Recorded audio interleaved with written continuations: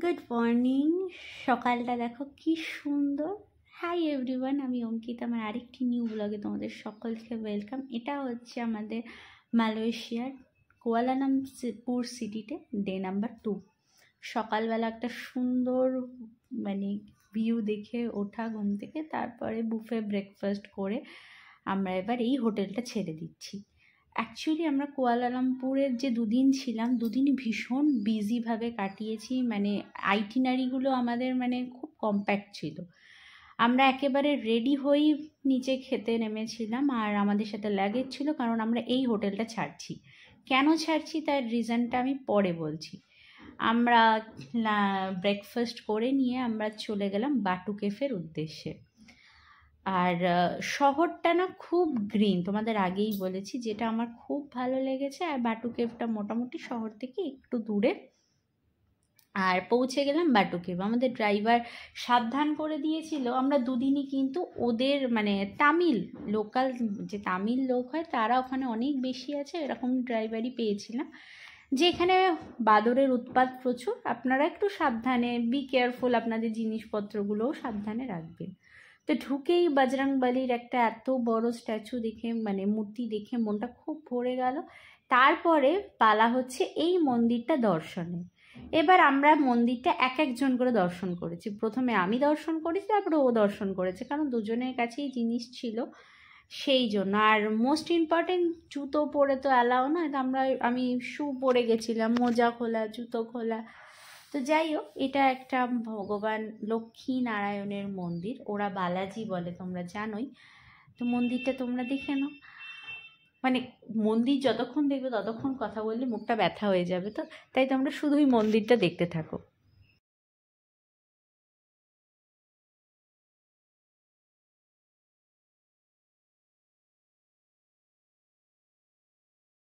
এখানে কিন্তু প্রচুর ময়ূর আছে, প্রচুর ময়ূর পোষা হয়েছে, যেহেতু ভগবান কার্তিকের বাহন ময়ূর, আর এটা জায়গাটাই মুরগানের, তাই আমি এখানে মন্দিরের জায়গাটাতে বসে বসে ময়ূরগুলোকে দেখছিলাম। আমার ক্যামেরায় খুব একটা ভালো আসেনি, আর তোমাদের ভালো করে হয়তো দর্শন করাতে পেরেছি। ওদের ভাষায় লেখা আছে এটা মাতা লক্ষ্মীর জায়গা। আর এইখানে আমি ফিরে এসেছি। এ দেখো, ইনি এসেছেন, বসে বসে কলা খাচ্ছেন। আমার ক্যামেরা একটু লুকও দিলেন, কিন্তু মনে হলো আমাকে ঠিক পছন্দ হলো না। বললো যে এই মহিলাটার থেকে আমিই দেখতে বেশি সুন্দর, তাই ও ঘুরে গেল। এখানে ছোট্ট বাচ্চাটাকে দুধ খাওয়াচ্ছে, বেশ ভাল লাগছিল, কেন জানি না।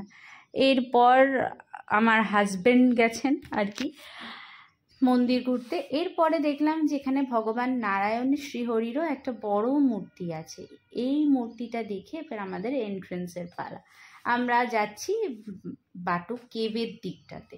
জায়গাটা অনেকটাই বড়, কিন্তু এবার সমস্ত মন্দিরের বাইরে যেমন মালার দোকান থাকে সেরকমই ছিল অ্যাজ ইউজুয়াল। এই যে সেই বড় মূর্তি, আর ওই যে সিঁড়ি। আমরা কিন্তু জানি না সিঁড়ির ভেতর দিয়ে কি আছে, যদিও আমি একটু ভুল করেই গেছিলাম। এরপর পালা হচ্ছে এই সিঁড়ি দিয়ে ওপরে যাওয়ার। আমরা খুব বেশি বৃষ্টি পাইনি, আগের দিন রাতে ফোটা ফোটা একটু বৃষ্টি পড়েছিল বাই দ্য ওয়ে। কিন্তু আমরা সবচেয়ে বড় ভুল করেছি ছাতা নিয়ে যেতে। আমি কলকাতাতেই ছাতাটা ফেলে রেখে চলে এসেছিলাম, এখান থেকে তো নিয়েই গেছিলাম। চলো আমরা উঠে পড়ি, আমরা রেডি। আধা রাস্তা উঠেছি, হাঁপাচ্ছি, ঘামছি। এইটা আমার খুব ইন্টারেস্টিং লেগেছে। এই মহিলার কোনো একটি মানত ছিল, আমরা যেমন দণ্ডি খাটি, ইনি কিন্তু এরকম হাঁটুতে ভর দিয়ে অতগুলো সিঁড়ি উঠেছেন। সঙ্গে দুজন আছে, কেউ একজন করে। আমরা যেমন দণ্ডি খাটার পর মার্ক করে দিই, উনি ওনার বাড়ির লোক তেমনি কিছু একটা করছিল। কিন্তু আমার খুব ভাল লেগেছে, এনারা কিন্তু এই বাটু কেভটাকে খুব আর আমাদের না বাটু কেভে যাওয়ার প্ল্যান ছিল 9th ফেব্রুয়ারি, 9 to 10, 11-এর মধ্যে আমাদের কুয়ালালামপুর প্ল্যান ছিল। আমরা ক্যান্সেল করেছিলাম, কারণ সেই সময় এইখানে একটা বিশাল বড় ফেস্টিভ্যাল হয়, সেখানে হাজার হাজার দর্শকের ভিড় হয়। তো সেই সময় হয়তো আমরা বাটু কেভটা দেখতে পারতাম না, সেই জন্য আমরা জিনিসটা ক্যান্সেল করেছি। ফাইনালি আমরা এতগুলো সিঁড়ি উঠে পড়েছি, বক বক করছি, শুনতে পাচ্ছি নিজেদের মধ্যে, প্রচণ্ড ঘেমে নিয়ে একাকার। এইখানে আমরা খানিকক্ষণ রেস্ট করেছি। আর ভেতরটা অসম্ভব ঠান্ডা, প্রচণ্ড হাওয়া দিচ্ছে, পাহাড়ের গা দিয়ে জল পড়ছে, খুব সুন্দর ফিলিংস একটা, মানে যে যাবে দেখো কত লোক এখানে বসে রিল্যাক্স করছে। এরপর আমরা ভেতরে এগোচ্ছি। ভেতরে নেমে এই যে অনেকটা নেমে মন্দিরটা আছে, মুরগানের একটা মন্দির আছে। চলো এখানে একটুখানি দেখতে থাকো তোমরা।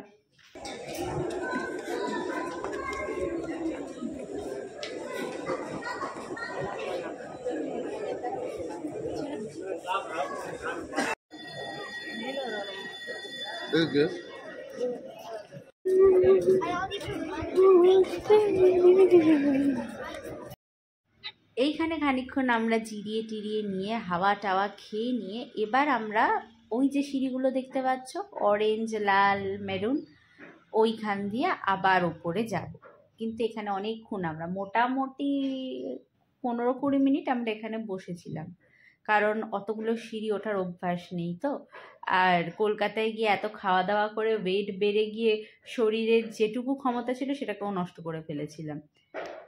আর ওপর থেকে দেখো কি সুন্দর একটা আলো আসছে, আর কনস্ট্যান্ট পাতা পড়ছে। আমার ক্যামেরায় কতটা দেখতে পাচ্ছ আমি জানি না, কিন্তু ওই ওপরে যে গাছগুলো আছে না, হাওয়াতে ওই গাছগুলোর এক একটা করে পাতা ঝরছে, অপূর্ব সুন্দর ভিউ আসছে। মানে যারা মানে নেচার লাভার, যারা খুব সুন্দর ভিডিও করে তাদের জন্য একটা অসাধারণ জায়গা। যাই হোক, আমার খুব ভালো লাগছিল, আমি জায়গাটাকে যতটা পেরেছি ক্যাপচার করেছি। ওইখানে দেখো দূরে একটা জায়গা, ওখান দিয়েও সূর্যের আলো ভেতরে আসছে, নো ডাউট খুব ভালো লেগেছে। এরপর আমাদের পালা উপরে যাওয়ার।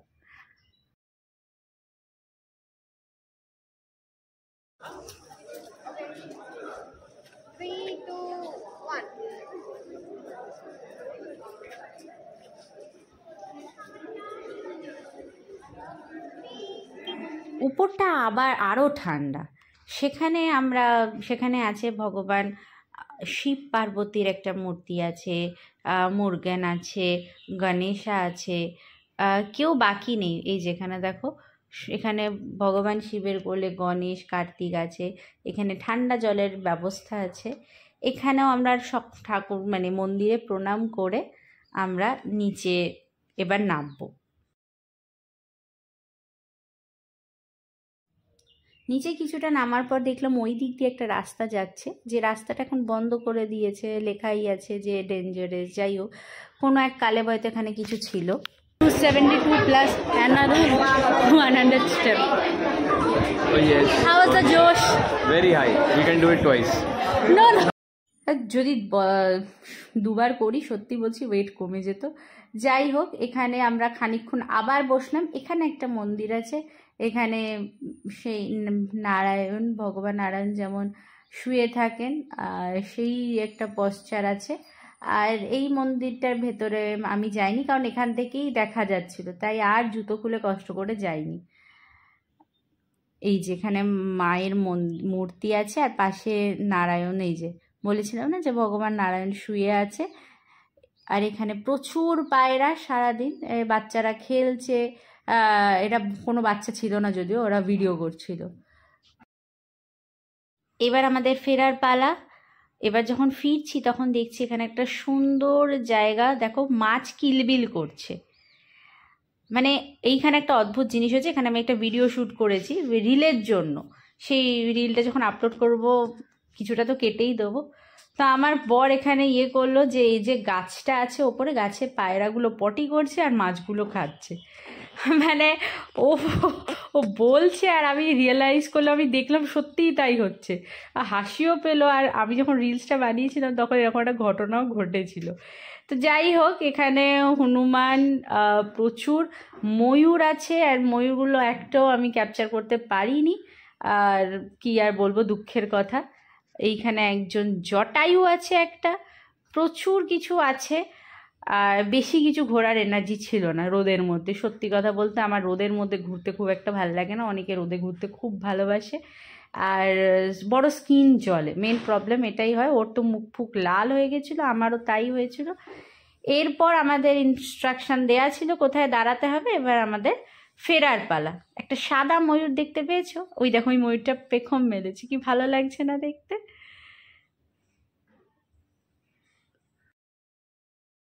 বাটু কেভকে গুড বাই বলে আপাতত আমাদের নতুন হোটেলে যাওয়ার পালা।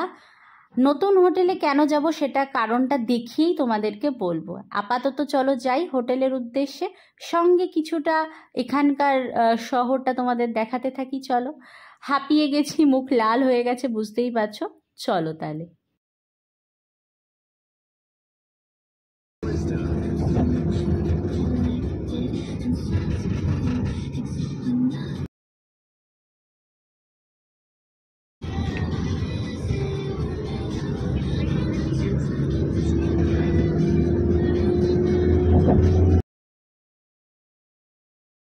আমাদের ড্রাইভার দাদাটি বলল যে এটা এখানকার হসপিটাল, জেনারেল হসপিটাল, আর উনিও এই হসপিটালেই ওনার জন্ম হয়েছে।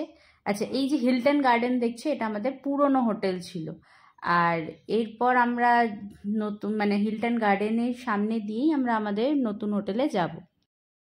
আমরা আমাদের নেক্সট হোটেলে পৌঁছে গেছি লাগেজ ফাগেজ নিয়ে, কিন্তু 3টের আগে তো আমাদের দেবে না, এই আরেক বড় বিপত্তিকর ব্যাপার। তো চলো এখন এখানে লাউঞ্জে বসে বসে টাইম পাস করার পালা। তো যাই হোক, আমরা ভাবলাম যে টাইম পাস করে লাভ নেই, আমাদের এখানে একজন বাঙালিকে পেয়েছিলাম যিনি হোটেলে আর কি আছেন, তিনি আমাদের গাইড করে দিলেন, বললো এখানে কাছাকাছি জুয়েলারি শপ আছে, কারণ এখানে জুয়েলারি মার্কেটটা এই হোটেলের খুব কাছে। আর দেখলাম সত্যি হোটেলের পিছন দিকটাই। তো চলে গেলাম আমরা একটু এখানকার জুয়েলারির ডিজাইন দেখতে। আমি একা কেন দেখবো, তোমরাও একটু দেখে নাও।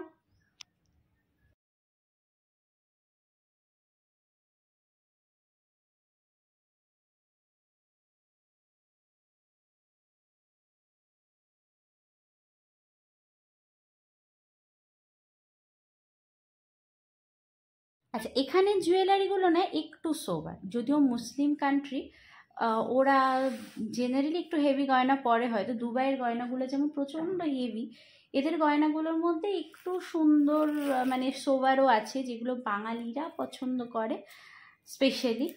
আর কিছু তো আছেই টেম্পল জুয়েলারি, যেটা সাউথ ইন্ডিয়ান মানুষজন খুব পছন্দ করে। জুয়েলারি শপিং টপিং দেখে নিয়ে মানে জুয়েলারির দোকান সমস্ত দেখে নিয়ে এবার আমরা চললাম দ্য ফেমাস প্যাভিলিয়ন মল। মলটা নো ডাউট যথেষ্ট সুন্দর, কিন্তু মানে মলের বাইরেই লোকে আধা ফটো খিচে নিচ্ছে, মানে এতটাই সুন্দর। আর পুরো জোনটা দেখে মনে হচ্ছে মানে নিউ ইয়র্ক সিটির ফার্স্ট কপি যেন মনে হচ্ছে। যাই হোক, আমরা ঢুকে গেলাম প্যাভিলিয়ন মলে। প্যাভিলিয়ন মলে আমরা কিছুটা টাইম স্পেন্ড করলাম। জেনারেলি প্যাভিলিয়ন মলে আমরা একটা কাজের জন্যই গেছিলাম, তাই বেশিক্ষণ এখানে সময় নষ্ট করিনি। আর কারণ আমাদের কুয়ালালামপুর ট্রিপটা প্রচণ্ড কম্প্যাক্ট ছিল, মানে আমরা ওই 2 দিনের মধ্যে যা ইচ্ছে মানে করার সময়টা পাইনি। তো যাই হোক, আস্তে আস্তে প্যাভিলিয়ন মলে যে কাজের জন্য গেছিলাম সেই কাজটা হয়ে গেছে, সেটা আমি পরে রিভিল করব। এরপর আমরা একটুখানি ঘুরে টুরে নিলাম, তারপর আমাদের হোটেলে ফেরার পালা, কারণ পরের দিন প্যাকিং, তারপরের দিন নেক্সট ডেস্টিনেশন। এই জায়গাটা কি সুন্দর না, মলের মধ্যেই মনে হচ্ছে আমরা আরেকটা জায়গায় এসে পড়েছি। খুব ভাল লাগছিল এই ছোট ছোট কিউট কিউট জিনিসপত্র দেখে। আর এই মলে এসে আমি 2 দিন পর একটু রিল্যাক্স পেয়েছিলাম, এখানে একটা ভদ্র জেট স্প্রে পেয়েছিলাম। যারা মালয়েশিয়া গেছো তারা জানো মালয়েশিয়ার যে জেট স্প্রেগুলো হয় সেটা ভীষণ অদ্ভুত ধরনের, মানে সেই জেট স্প্রে তুমি নিজে ভিজে যেতে পারো।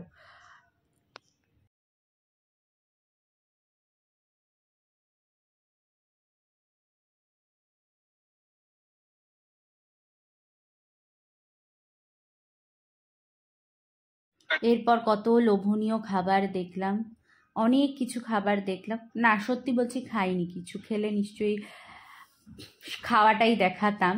প্রচুর বেকারি আইটেম দেখলাম। অ্যাকচুয়ালি না এদের মালয়েশিয়াতে যেটা প্রবলেম হয়, এরা এদের ল্যাঙ্গুয়েজ ভীষণভাবে ইউজ করে, যেটা সিঙ্গাপুরে হয়নি। সিঙ্গাপুরে ইংলিশটাও ওরা প্রেফার করে, কিন্তু এরা এখানে মালয়েশিয়াতে এদের নিজের ল্যাঙ্গুয়েজটা বেশি প্রেফার করে, সব জায়গায় লিখে রাখে ওদের ল্যাঙ্গুয়েজ, যেটা আমি এখনও পড়ে উঠতে পারিনি। গ্র্যাবে করে আমরা যখন হোটেলে ফিরছি প্রচণ্ড ট্রাফিক, কারণ তখন এদের অফিস ছুটির পালা। এইবার এসে গেছি আমরা হোটেলের সুইমিং পুলে। এই শুধুমাত্র এই ভিউটা পাওয়ার জন্য আমরা হোটেল চেঞ্জ করেছিলাম। জেনারেলি মালয়েশিয়াতে লোকে এই ভিউগুলো পাওয়ার জন্য রুফটপ থেকে হোটেল দেখেই আসে। তো আমরা প্রথম দিন পাচ্ছিলাম না, তাই সেকেন্ড দিন একদিনের জন্য হলেও আমরা নিয়েছি। সুইমিং পুলের ভিউ এনজয় করে আমরা রাত্রেবেলা বেরিয়ে পড়লাম খাওয়ার উদ্দেশ্যে, কারণ আমাদের ডিনারটা একটু তাড়াতাড়ি করতে হবে, সকালবেলা 4টের সময় আমাদেরকে নিতে আসবে। যেহেতু আমরা খুব ফুডি, সেই জন্য আমরা চেয়েছিলাম অনেক রকম আইটেম ট্রাই করতে, কিন্তু আমাদের পক্ষে পসিবল হয়নি, কারণ আমরা কুয়ালালামপুরে 2 দিনই ছিলাম। তো প্রথমে আমরা ওদের স্টাইলে নুডলস খেয়েছিলাম, তারপরে এই মেন আইটেমটা নিয়েছিলাম, যেটা স্পেশালি ওর একদম পছন্দ হয়নি। এটা একটু ফ্রায়েড আইটেম খায় আর ওই স্টক দিয়ে ভাতটা খায়, যেটা আমরা হ্যাবিচুয়েটেড নই। যাই হোক, খাওয়া দাওয়া করে কুয়ালালামপুরকে শেষবারের মতো দেখে এবার হোটেলে ফিরে প্যাকিংয়ের পালা।